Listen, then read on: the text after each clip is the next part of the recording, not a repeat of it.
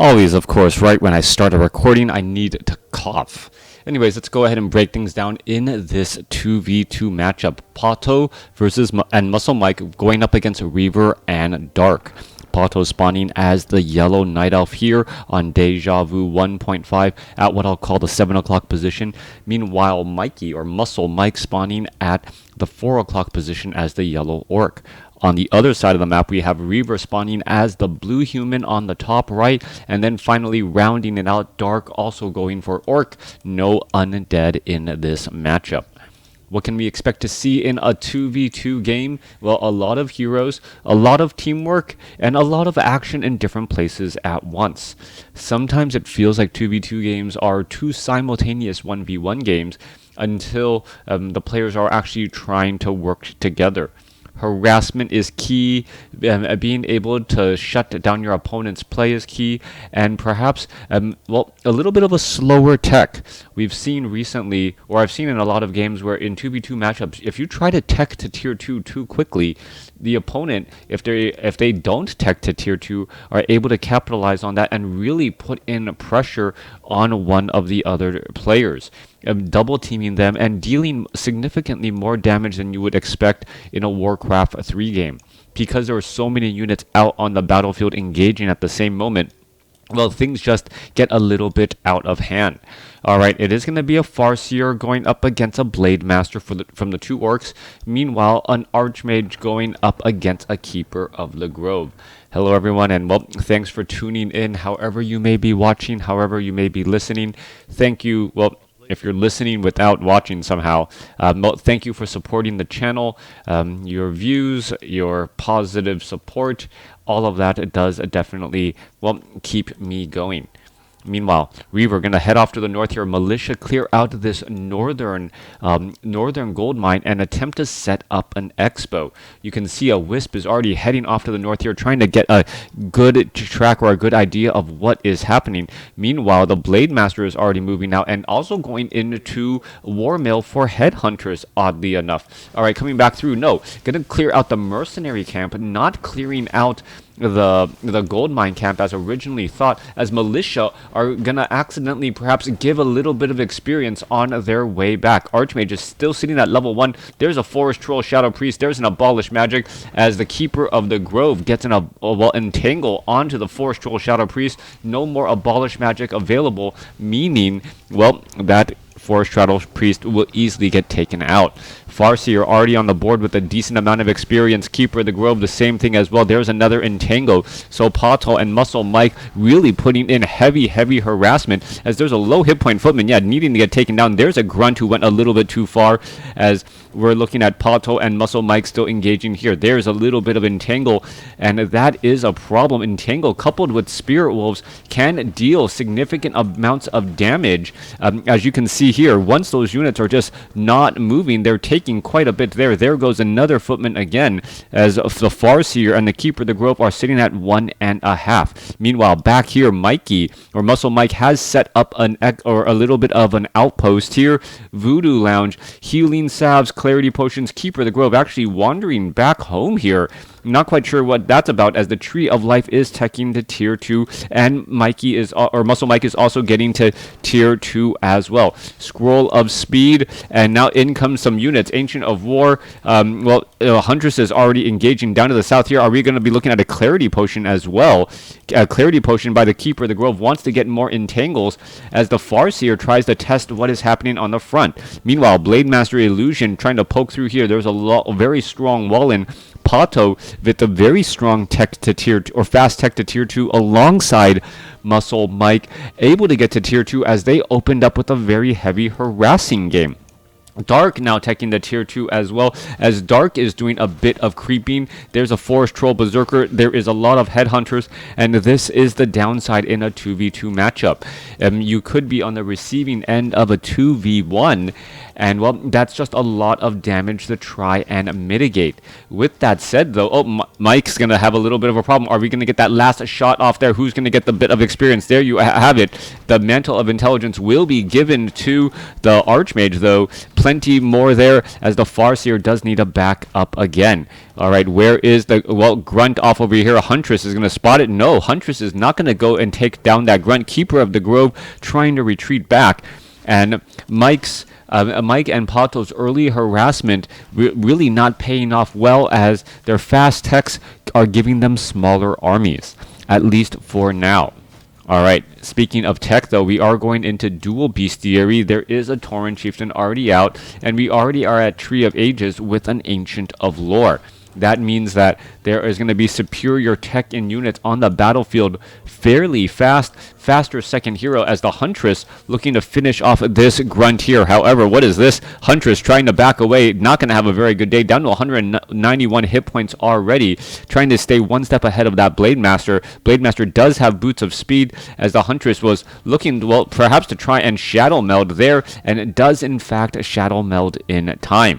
Alright, there's a mirror image. There's a Lava Spawn. So Lava Spawn coming in from PaTo, Farseer, coupled with Farseer, Tauren Chieftain, Keeper of the Grove. Now diving on in. Are we going to see some units trying to engage from the behind here? Blade Master gets up to level 3. Tauren Chieftain still seeing that level 1. Are we going to see the dead Footman? Yes, a Footman does get taken down. Tauren Chieftain does have Endurance Aura, and that could speed up the attack speed of those lava spawns enough to be able to split one more time. I believe you need level 2 Endurance Aura, but well, that does mean that one lava spawn can eventually become 8, which is still rather scary. Coming back around, Archmage looking to finish off this Forest Troll Trapper, Forest Troll High Priest creep camp that he started long ago. Meanwhile, Entangle catching Dark's Forest Troll Shadow Priest in midfield, as the Headhunters are going to be able to poke down a couple of Huntresses. No, one Huntress down to 10 hit points, joining back in on the fight here. Not quite sure why, as the Tauren Chieftain now in here as well. No Stomp, though, means that all of these Headhunters will be able to, well, retreat back out, as the Keeper of the Grove may try and get another Entangle off on a different Headhunter. Mirror image level 2. Difficult to figure out which one is the real one. There's another mirror image though, breaking free, and that was a key thing there. Don't show me again, stupid pop-ups. Alright, coming back around, Lava Spawn gonna split into 2 units. Archmage now up to level 3, and well, as they're fighting their way through, Archmage gonna continue to poke around again. ReaVeR and Dark doing a great job pushing back this attack right now. We are looking at Wind Riders being trained up by MuscleMike, but is the timing going to be enough? And should he be going for Wind Riders with the number of Headhunters and Riflemen that are out on the battlefield? Plenty of anti-air. The surprise may be how fragile those Wind Riders really are, as the Wind Riders look to back away here. Tauren Chieftain sitting at level 1, trying to do a little bit of creeping back at home here with tier 2 units and your heroes.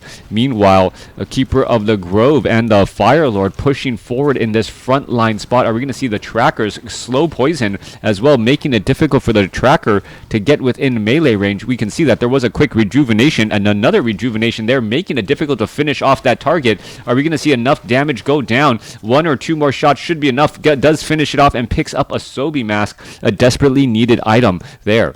Meanwhile, Firelord trying to break free. Is it going to be able to break free there, as an illusion getting in the way? There goes a Firelord up to level 2. I believe that was an Abolish Magic on a mirror image. Remember, mirror images do, in fact, give a bit of experience now, as the units are trying to back off again. Meanwhile, Wind Rider, Tauren Chieftain, Farseer are going to be pushing the pressure onto the human base.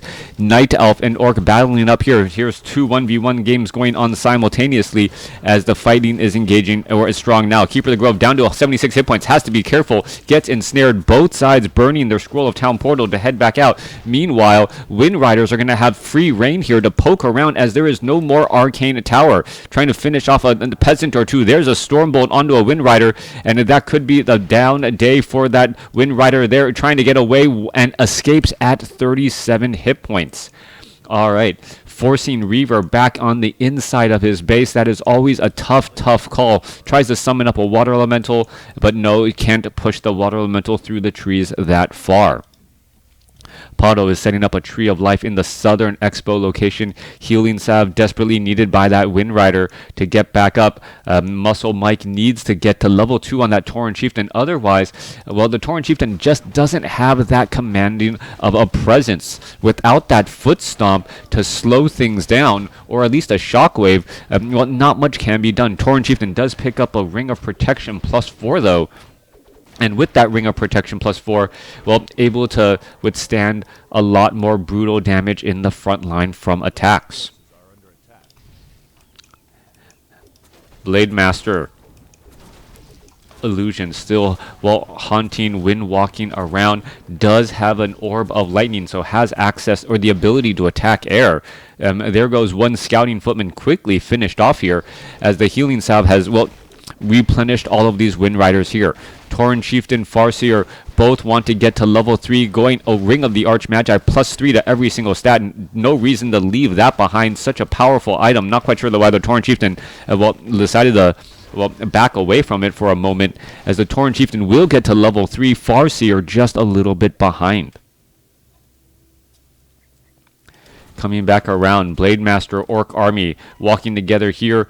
Expo has been scouted out. Meanwhile, where is the human army? Human army of ReaVeR getting flying machines to combat and deal with those Wind Riders, as the Furbolg Tracker, well, forcing a Scroll of Town portal here, as it is a potential Creepjack Chain Lightning, retreating all those units back again. Farseer could easily get to level 3 here. Not quite sure why he's not doing it. Oh, finds a Kodo Beast out in midfield, gets to level 3 there, and now can finish off the remainder of this creep camp now. A little bit of divide and conquer already. Firelord gets to level 3 as well. MuscleMike and PaTo now in a good spot with good, decent leveled heroes.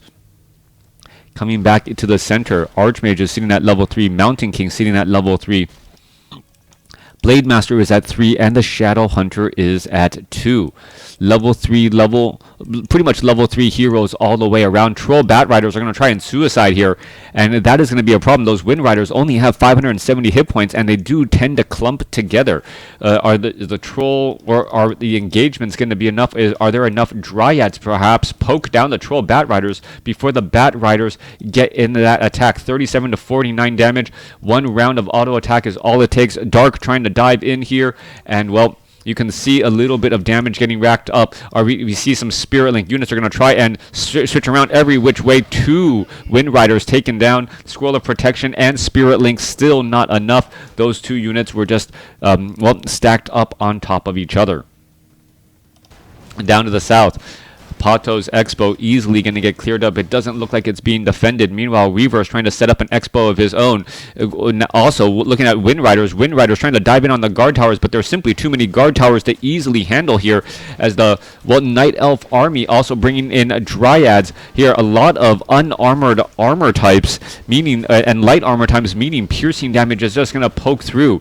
Meanwhile, Berserkers, Spirit Walkers, a lone or 2 Raiders trying to take down these Moonwells, and it is now turning into a little bit of a base race scenario. Firelord may be forced to try and back away there. Are they going to try and engage against all of these units? And we are looking at a bit of big damage there. Some explosions already, as the Troll Bat Rider may be able to try to dive on in here. It tries to get into position, but not going to be able to get there, as the Wind Riders will live to fight another day. There's another explosion there.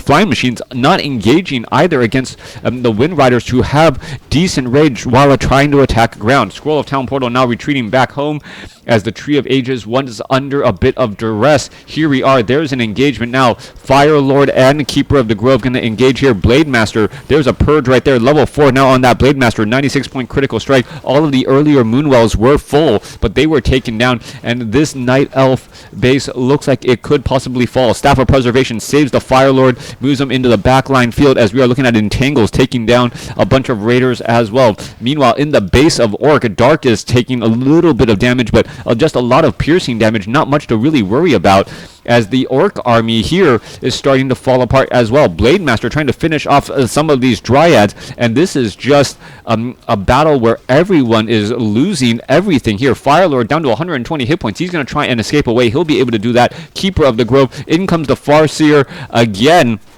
To try and offer a bit of protection. Is the Hex going to last too long? Yes, it is. Hex lasting long enough.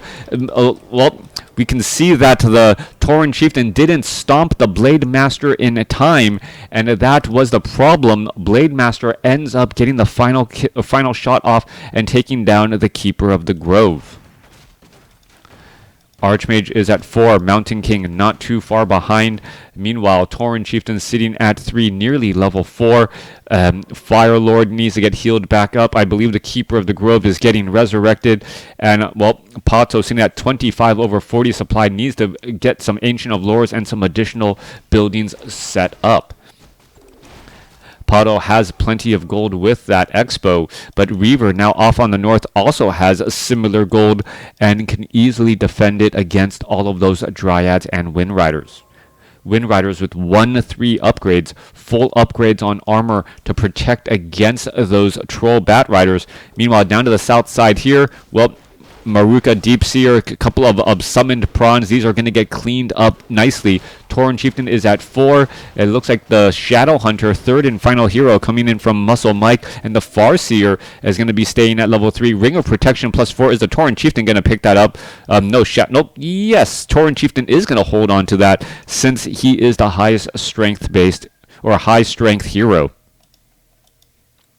Dark also setting up an expo here, does have watchtowers with fortified armor, and in comes the human and orc army ready to put pressure on the Night Elf base. PaTo could be in a little bit of trouble. Firelord trying to come back across, but this Ancient of Lore is going to be NWS, not worth saving as it was already nearly destroyed. Coming back around, Wind Riders pushing on through. Dryad's going to go ahead and dive in, and here we go, putting in that pressure, looking to finish off Riflemen or any lagging unit behind. Troll Bat Riders also, a Troll Bat Rider perhaps to try and deal with the flying machines and other Troll Bat Riders as they exchange, as another Water Elemental gets taken down. Another Rifleman could get get another explosion there. Are we going to see it? No, Healing Wave just in time. Hello, Mother Russia. Coming back around, Wind Rider is going to try and engage here. There's a Troll Bat Rider getting hexed, so that is key here. The Troll Bat Riders of the blue army of Dark could get hexed before they explode, giving the time for the Wind Riders to poke them down. Tome of Intelligence being left behind there. It looks like the Northern Expo is going to get pressured, but it is even more defended than the Southern Expo. In comes the Dire Wolves trying to, poke apart here. Tauren Chieftain in that frontline spot. Arcane Tower coming back across here as Arcane Tower is able to poke back again. Kodo Beast giving in that 20% damage bonus as the human army now putting pressure into PaTo's Night Elf base once more. All right, quick exchanges. Farseer are going to use the Scroll of Town Portal to try and head back. Where's going to head back into the Night Elf base for the possible save. Both armies 2v1 fighting here. Where is the Keeper of the Grove? He doesn't have a Scroll of Town Portal to try and save the base. And, this is the problem. Right now, PaTo's base is completely wide open and constantly getting pressured. He doesn't want a 2v1 fight, and MuscleMike dove in to try and protect PaTo's base before PaTo even had a Scroll of Town Portal to get there. Troll Bat Riders are going to find a target there. Are we going to see a Hex there? No, we are not. There goes another unit again as the Scroll of Town Portal finally lands. All right, everyone fighting behind this Tree of Ages, as this is going to be a battle for the ages here as the Wind Riders are trying to poke apart. Dryads need to remove those Water Elementals as they represent decent damage and, with Abolish Magic can take them down quickly. Treants are coming alive as both sides are fighting their way through. Everyone just stacking on top of each other. Dryads need to get within position. There's a quick stomp there as the Tauren Chieftain tries to slow everything down. Moonwells are now all bone dry here. Archmage, Rifleman, everyone pretty much able to engage. Dark able to mirror image out of a tough spot and into a different location as they all spread apart. All right, Shadow Hunter down to 140 hit points but ends up staying alive. Dark's Blade Master able to retreat back out. There's a Chain Lightning finishing off a handful of units as we're looking at the Archmage now teleporting out as well. Beautiful hold by PaTo and MuscleMike. Supply count 55 and 24 going up against 51 and 53. So, yes, significant advantage by the blue army, obviously, as, Mikey does have this expo down to the south, so that's the reason why he's been able to get more and more Wind Riders out here on the battlefield. Alright, Null Poacher is getting cleaned up here. Shadow Hunter needs a Clarity Potion, needs some extra mana to keep everyone topped off. Not gonna grab one? Alright, not quite sure why. Why no Clarity Potion? Even a Clarity Potion on the Farseer would make sense, as we're looking at Watchtower, or Scout Tower is now being built up by ReaVeR here at the 3 o'clock spot. Alright, trying to take down the towers before they get fully going. These towers are upgraded with level 2 Masonry upgrade, and, well, do take a little bit more damage before falling. Coming back around here, Firelord, Keeper of the Grove need to back off against the larger Orc army. Troll Bat Riders are there to deal with the Wind Riders, but the Wind Riders are off on the other side of the map. It feels like ReaVeR and Dark are just going to economically win this game. Sit back and know that, well, the fight needs to be brought to them. But they don't want to sit back and do nothing. Now going after the Tree of Ages here, and with PaTo's Tree of Ages going out, we are now soon going to be limited to 1 mining base for PaTo and MuscleMike. Now, what can MuscleMike and PaTo do in a situation like this? Well, they really need to rely on their teamwork and really execute these strategies well. Alright, a couple of Dire Wolves going to get cleaned up here. Tauren Chieftain, if it gets to level 5, that could change things. A level 5 Tauren Chieftain with level 3 Stomp in that frontline spot could change things significantly. Alright, we can see a Great Hall currently completed. Wind Riders are now making their way through, and, well, MuscleMike does have 2 bases currently running, but Dark is going to, well, quickly take down this southern one without much of an issue. Archmage sitting at level 4, Mountain King sitting at level 4. We need to see if the Archmage and Mountain King can get to level 5, as that would be a big deal. Level 3 Thunderclap, level 3 Stormbolt, or level 3 Brilliant Aura, or level 3, well, Water Elementals might be a little bit iffy if there are still Dryads out there on the battlefield. Alright. It looks like there are, well, a handful of Dryads left out on the battlefield. I don't know if Night Elf even has any workers left at this point, as we see a quick Hex go down on the Archmage. Archmage getting stunned, gets taken down. That's the, well, starting fight that Mikey or MuscleMike needed to see. Are we going to see a stomp? The Tauren Chieftain is amongst all of those units, stomping over a dozen units. We could see more damage getting racked up here as the Riflemen are trying to head back here. Archmage falls at level 4. There's another massive stomp, a lot of damage mitigation, and the Tauren Chieftain putting his foot down and shutting down ReaVeR's army pretty much instantaneously as the Troll Bat Riders finally find their targets, and all of the, well, Wind Riders pretty much go kaboom right there. Tauren Chieftain tries it again, but without a supporting cast of damage-dealing units, the Stomp just doesn't deal as much damage. All of the Wind Riders have been cleaned and picked apart. Tauren Chieftain, now hexed, needs to use a Potion of Lesser Invulnerability to try and stay alive, and does do exactly that there. Throws down another Stomp. That is another massive Stomp there, and has a Potion of Mana as well, trying to still finish this fight there. There goes another Hex, but has an Ankh of Reincarnation. Will get back up again, as the Mountain King also has an Ankh of Reincarnation. Alright, both sides fighting. Tauren Chieftain's going to get back up, going to try and stomp. Does not stomp in time, and he's going to get taken down, giving level 6 to Dark. Strong effort by MuscleMike and PaTo. It looked like momentum was on their side for a moment with those level 3 stomps against so many of those riflemen, finishing them off, picking and being able to pick them off one at a time, but can never get to level 6 on the Tauren Chieftain. With that, even with the Archmage gone, there is still enough of a supporting cast in Dark and ReaVeR's army to just pretty much move and take out MuscleMike's last remaining base.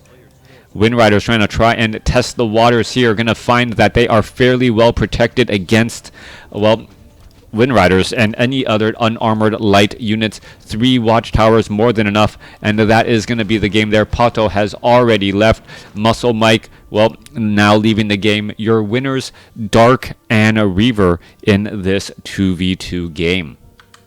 Let's take a look at the final scores. Yeah, MuscleMike taking the number 1 spot. Meanwhile, ReaVeR and Dark in the middle, PaTo on the receiving end of a lot of attacks and just not able to handle the Orc, ReaVeR, and Headhunter attacks.